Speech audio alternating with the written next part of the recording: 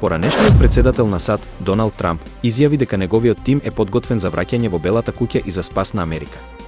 На последниот митинг, тој порача дека земјата се наоѓа на крстопат и дека неговото враќање е од клучно значење за иднината на нацијата.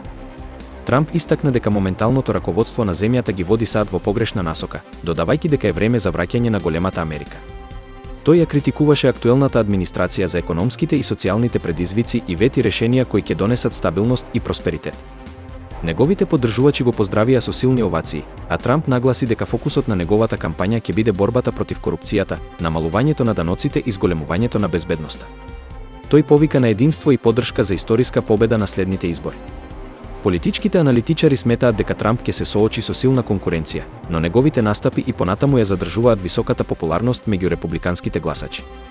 Кампањата за претседателските избори во 2024 година се очекува да биде интензивна и неизвестна.